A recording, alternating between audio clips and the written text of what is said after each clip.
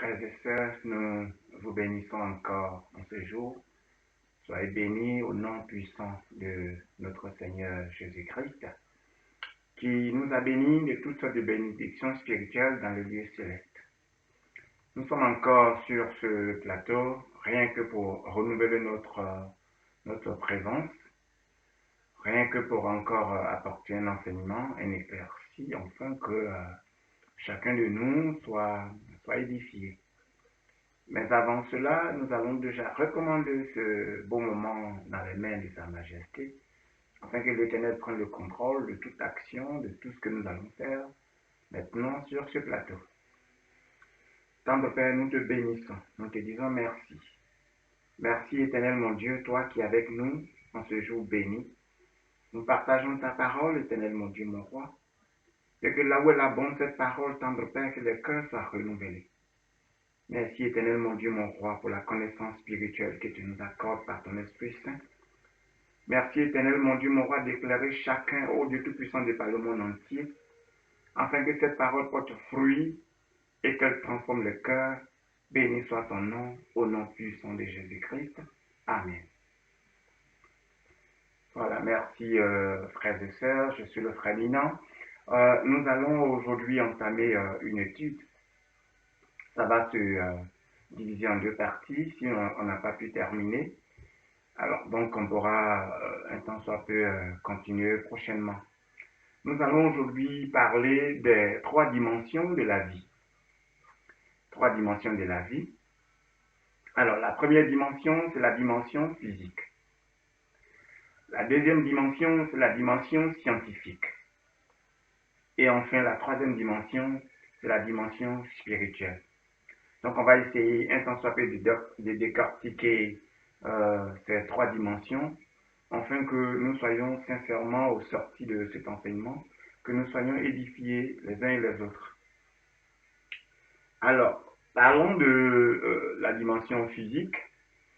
Nous allons essayer de, un temps soit peu, nous référer. Alors, nous allons nous référer à l'époque de David et Goliath.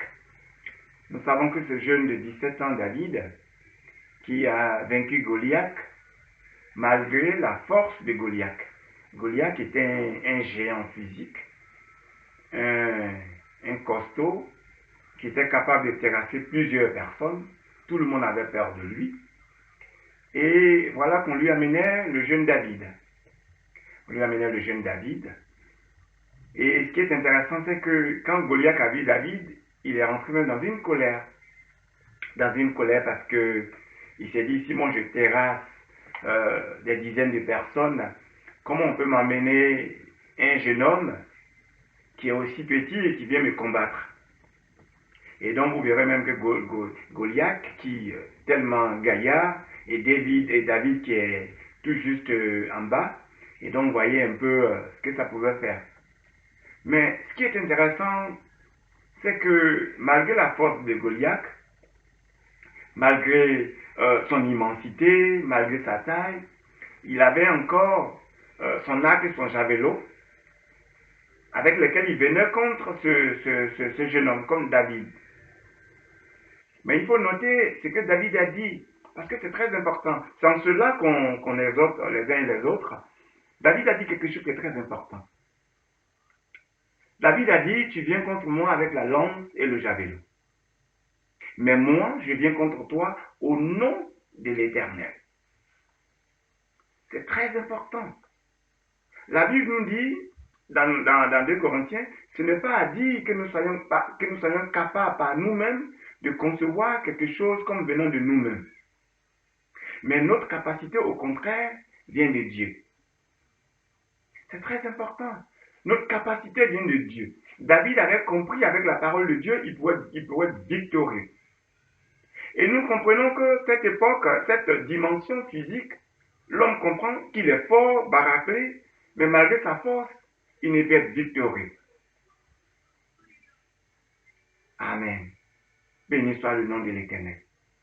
La dimension physique à laquelle nous nous référons, où l'homme se dit fort, l'homme se dit puissant, Mais on retient que la Bible nous dit que ce n'est pas à dire que nous soyons capables de concevoir quelque chose comme venant de nous-mêmes. Mais notre capacité, au contraire, vient de Dieu.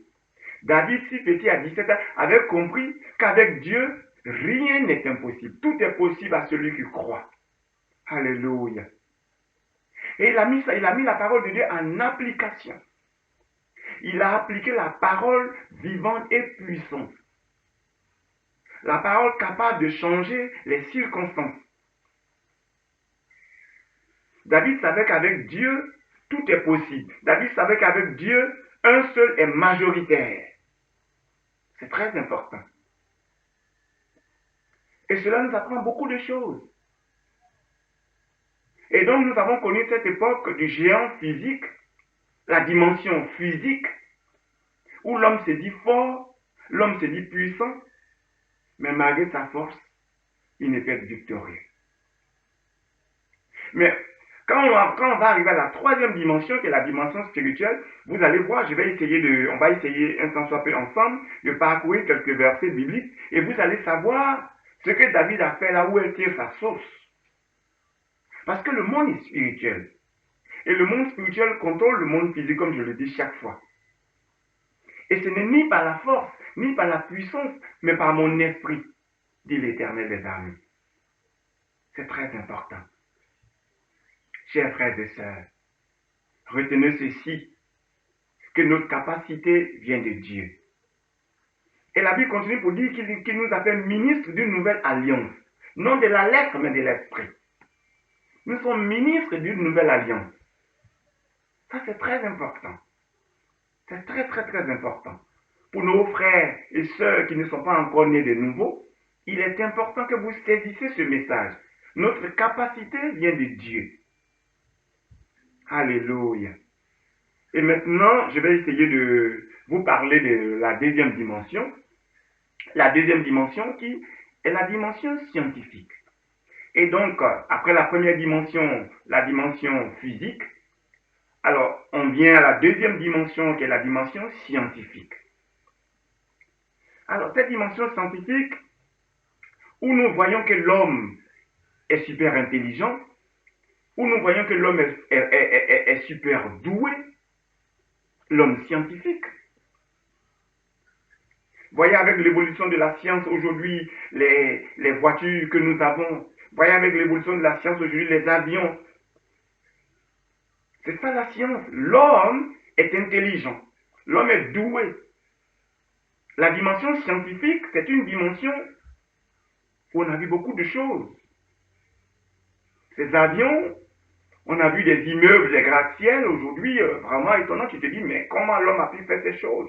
Mais sachez que l'homme a été créé à l'image de Dieu. C'est très important. Et donc, cette dimension-là, dite la dimension scientifique, où l'homme se dit intelligent, l'homme se dit doué, mais par contre, il ne peut être victorieux. De par son intelligence. Il ne peut être victorieux. De par tout ce qu'il connaît, de par sa conception. C'est très important. Alors, la dimension scientifique est la dimension où l'homme se glorifie dans ses prouesses, où le médecin se glorifie parce qu'il se dit qu'il connaît beaucoup, où l'homme scientifique se glorifie parce qu'il se dit que vraiment il est concepteur de beaucoup de choses. Mais ce qu'il faut savoir, c'est que cette dimension-là, l'homme certes est intelligent, l'homme certes est doué, mais malgré tout cela, il n'était victorieux. Parce que il y a une histoire qui m'a touché, très touchante d'ailleurs. Paix à son âme, Steve, de la corporation Apple, qui était le maître même concepteur des gadgets que nous utilisons aujourd'hui, les iPads et autres. Et pendant que Steve avait révolutionné la corporation Apple, pendant que la structure était, au summum, de son fonctionnement, mais Steve savait lui seul ce qu'il vivait. Il était atteint d'un cancer. Si bien qu'on le voit un jour sur les médias où il vient déposer sa démission pour dire qu'il quittait la corporation. Mais ça avait choqué les uns et les autres. Mais c'est parce qu'il était atteint d'un cancer très avancé. Il avait même d'ailleurs beaucoup maigri. Quelque temps après, Steve s'en est allé. Voyez, ce scientifique, ce concepteur, il était doué en sciences. Mais il n'avait pas le secret de la guérison. Il ne pouvait pas un tant soit peu guérir le cancer qui était en lui. Et encore, quand on va aller dans la dimension spirituelle, je vais vous montrer encore un passage très intéressant qui nous montre que l'homme, malgré sa science, sa connaissance et tout ça, ne peut pas vaincre, ne peut rien faire devant le cancer, n'a pas la solution au diabète, n'a pas la solution au cancer. Nous avons vu, et je l'ai même dit, je l'ai même écrit dans mon livre intitulé « Tout pour la gloire de Dieu ». On a vu au temps d'Ebola au Libéria, des médecins qui sont allés, qui sont des médecins qui ont quitté l'Angleterre, les États-Unis, l'Espagne, et qui sont allés pour intervenir, parce que la situation était très grave. Mais nous avons vu que ces médecins qui sont allés pour maîtriser la maladie, mais certains ont été maîtrisés eux-mêmes par la maladie. Comment pouvez-vous l'expliquer? Que celui qui est censé apporter la solution a été vaincu lui-même. Mais c'est ça. L'homme s'est dit intelligent, l'homme s'est dit doué, mais par contre, il n'est pas victorieux. Devant Ebola, les médecins ont été écroulés. Et j'ai vu des nations, j'ai vu des grands pays comme les États-Unis, l'Angleterre, la France. Ils étaient en alerte. C'était la panique totale. Mais il y a une chose que j'ai beaucoup notée, c'est qu'au Libéria, il y a des gens qui étaient atteints de la même maladie dans le quartier. Mais pendant que beaucoup étaient morts, ces personnes-là ont été épargnées. Et ils ont témoigné pour dire, nous avons aussi atteint la maladie, nous avons eu la maladie avec nos voisins. Mais ils ont été emportés par la maladie. Mais nous, Dieu nous a fait grâce. La vie est spirituelle. La vie est spirituelle et le monde spirituel contrôle le monde physique. Voyez le médecin qui a appris toutes ces choses pour guérir, a été lui-même vaincu. C'est ça le problème. Je vous rends encore un témoignage de quelqu'un très doué. Il a plusieurs agrégations à son actif. Tellement doué que lui, il dit même que Dieu n'existe pas.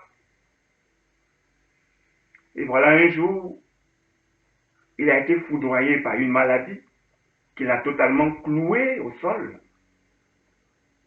Et ce super intelligent, super agrégé, qui se disait même le plus intelligent d'ailleurs, n'avait pas la solution à la maladie.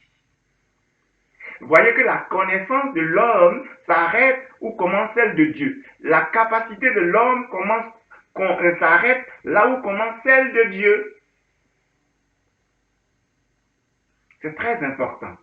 Donc, nous avons vu la dimension physique. L'homme se dit fort, l'homme se dit baraquelé, l'homme se dit musclé, mais de par sa force, il ne peut être victorieux.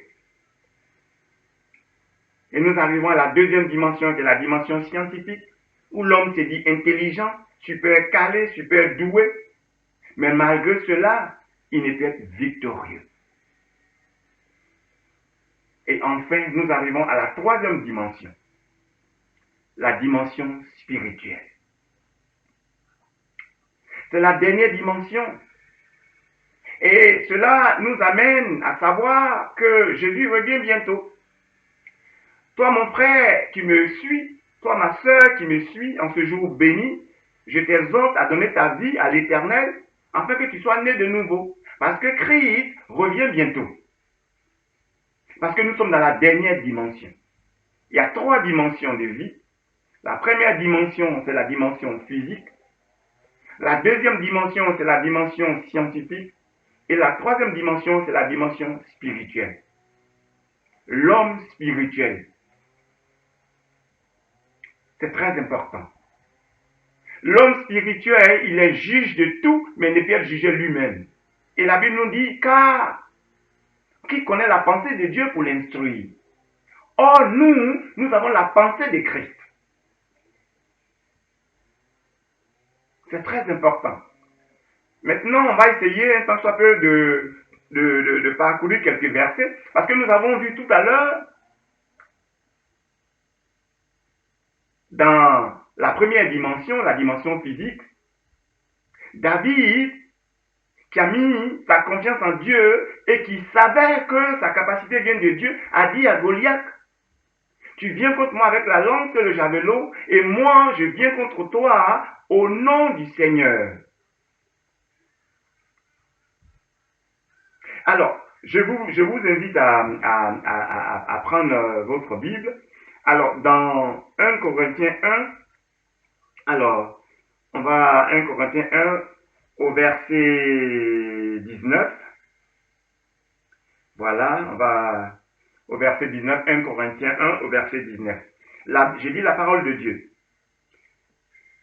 Alors, la Bible nous dit, aussi est-il écrit. Aussi est-il écrit. Je détruirai la sagesse des sages et j'anéantirai l'intelligence des intelligents.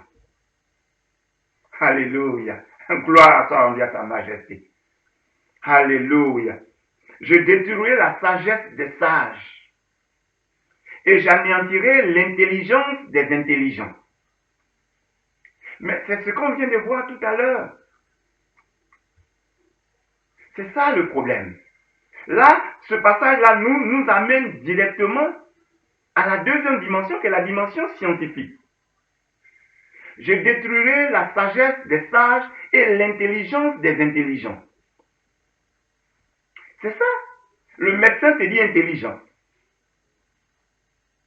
Il a la connaissance. Mais Dieu dit dans sa parole que je détruirai l'intelligence des intelligents. Tu es médecin, tu es très doué, tu es censé sauver des vies, mais tu es même emporté par la même maladie qui a emporté tes patients. C'est en cela que Dieu dit, je détruirai l'intelligence des intelligents. Et la Bible continue dans le verset 20 pour dire, où est le sage? Alléluia. Où est le sage? Dans ce monde-là, qui est sage? Où est le scribe? Où est le disputeur de ce siècle? Béni soit l'Éternel des armées. Dieu n'a-t-il pas convaincu de folie la sagesse du monde? Mais c'est ça. Ce que tu appelles sagesse, Dieu appelle ça la folie. C'est très important. C'est très intéressant. Alors, nous allons repartir carrément au verset 28. 1 Corinthiens 1, verset 28. Vous allez voir ce qui est important, ce qui est intéressant. Alors, tout à l'heure, nous avons vu, dans le verset 20, Dieu a dit, la parole de Dieu nous dit, je détruirai l'intelligence des intelligents. Et j'ai essayé de vous amener à la deuxième dimension, et la dimension scientifique. C'est-à-dire, l'homme se dit intelligent, l'homme se dit doué, l'homme se dit fort, alors il est tellement fort que non, mais c'est moi j'ai conçu tout ça. Mais Dieu a dit, je détruis l'intelligence des intelligents. C'est ça le problème. Le doué en science, mais qui est emporté par une petite maladie. Le doué en science, mais qui est emporté par un cancer. Le doué en science, mais qui est emporté par le diabète. Mais il faut savoir que la même maladie qui emporte ce doué en science là, Mais un homme de Dieu, je vais te dire, qui n'est même pas diplômé du tout, disons même qu'il n'a même pas un grand niveau, qui est loin à la solution de ce cancer. C'est en cela que Dieu dit, je détruis l'intelligence des intelligents. Parce que toi, tu es intelligent, tu es fort, mais la maladie qui t'a emporté, mais le pasteur peut la guérir de par la parole de Dieu. C'est en cela que Dieu, la parole de Dieu dit, je détruis l'intelligence des intelligents. C'est ça l'exhortation de ce jour. La dimension spirituelle est la dernière dimension à laquelle chacun doit être conscient parce que le monde spirituel contrôle le monde physique. Dieu n'est pas négociable. La parole de Dieu n'est pas négociable. Et vous devez savoir que nous sommes dans la dernière dimension, la dimension spirituelle. L'homme spirituel, il est le juge de tout, mais ne peut être jugé lui-même. Car, qui a connu la pensée de Dieu pour l'instruire? Nous dit la parole de Dieu. Or, nous avons la pensée de Dieu. Nous qui sommes nés de nouveau, nous avons la pensée de Dieu. C'est très important. Alors, nous allons continuer, comment dirais-je, nous allons continuer notre étude. Alors, je vais retourner, comment dirais-je, alors, excusez-moi, je vais rapidement, alors 1 Corinthiens 1. Et donc, lorsque nous allons, comment dirais-je, au verset 28, la Bible nous dit, la parole de Dieu nous dit, et Dieu a choisi les choses viles du monde et celles qu'on méprise. Alléluia. Dieu a choisi les choses viles du monde et celles qu'on méprise. Quelles sont les choses viles du monde? Le parler en langue. Le parler en langue, c'est des choses viles. La prière, c'est des choses viles. Et la parole de Dieu continue pour dire, et celles qu'on méprise, celles qui ne sont point, pour réduire à néant celles qui sont. Voilà la réponse. Voilà la solution.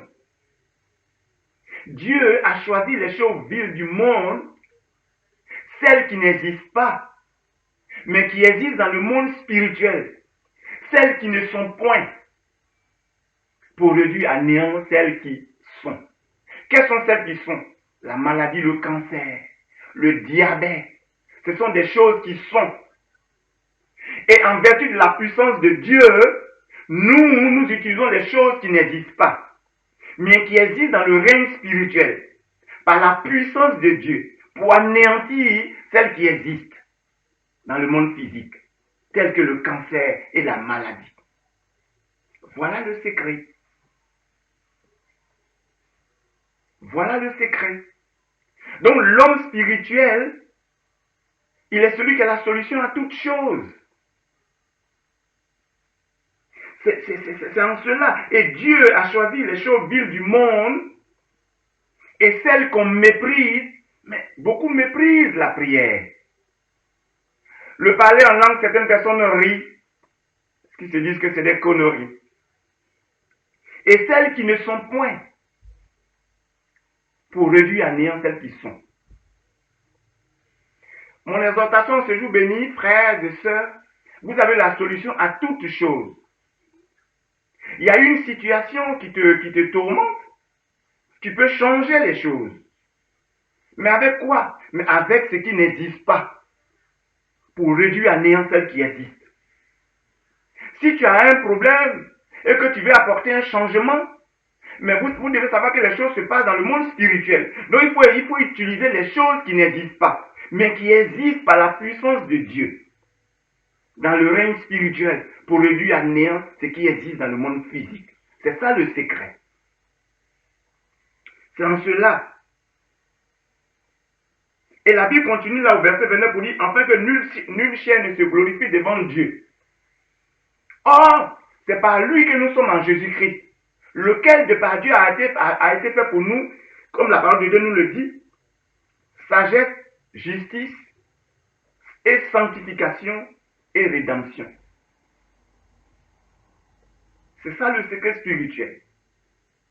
L'homme spirituel, il est le juge de tout. L'homme spirituel, il est celui qui apporte les solutions. C'est en cela que j'exhorte sur ce plateau en ce jour béni nos politiciens.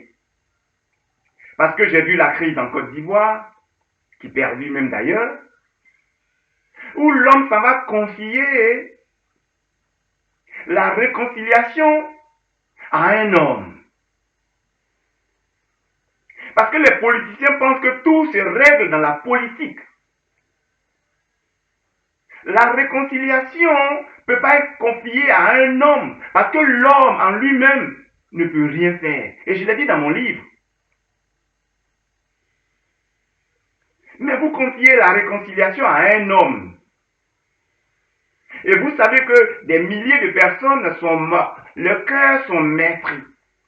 Les gens sont frustrés. Mais comment voulez-vous que la présence d'un homme, selon ce qu'il dit, peut changer le cœur? C'est Dieu qui change le cœur. C'est Dieu qui transforme. C'est en cela qu'on est né de nouveau. Celui qui a perdu ses parents au cours de cette guerre-là ne peut être transformé que par la parole de Dieu. Et lorsqu'il est transformé, il pardonne. Et donc la réconciliation, on la confie aux hommes de Dieu qui ont la solution, comme j'ai dit tout à l'heure. L'homme de Dieu a la solution. Parce que la vie, elle est spirituelle. C'est Dieu qui nous a créés. C'est Dieu qui connaît comment apaiser le cœur par sa parole. La Bible dit que la parole de Dieu est vivante et efficace. Plus tranchante qu'une épée quelconque à double tranchant. Elle pénètre jusqu'à partager âme et esprit, moelle et jointure. Elle sonde les sentiments du cœur et nulle créature n'est cachée devant elle. Mais tout est à nu et à découvert aux yeux de celui à qui nous devons rendre compte, nous dit la parole de Dieu. Je vous bénis au nom puissant de Jésus. En ce jour béni, je vous exhorte à donner votre vie à Dieu, parce que nous sommes à la dernière dimension, la dimension spirituelle, l'homme spirituel. On vous invite à être né de nouveau, à donner vos vies à l'Éternel, parce qu'avec Dieu, tout est possible. La majorité avec Dieu n'est pas définie par le nombre, parce qu'un seul avec Dieu est majoritaire. Béni soit le nom de l'Éternel. Nous vous disons merci de nous avoir suivis. Restez toujours branchés avec nous, suivez nos messages, car l'objectif, c'est que chacun grandisse au-devant de l'Éternel de par sa parole. La Bible dit, mon peuple périt par manque de connaissance. Et notre rubrique, c'est connaître la vérité, afin que cette vérité t'affranchisse. C'est notre but, c'est le rôle principal de la Fondation La Gloire. Chers frères et sœurs, nous vous invitons chaque instant à demeurer fidèles à l'Éternel, à donner vos vies à Dieu, à être nés de nouveau. Merci tendre Père, au nom puissant de Jésus-Christ. Amen.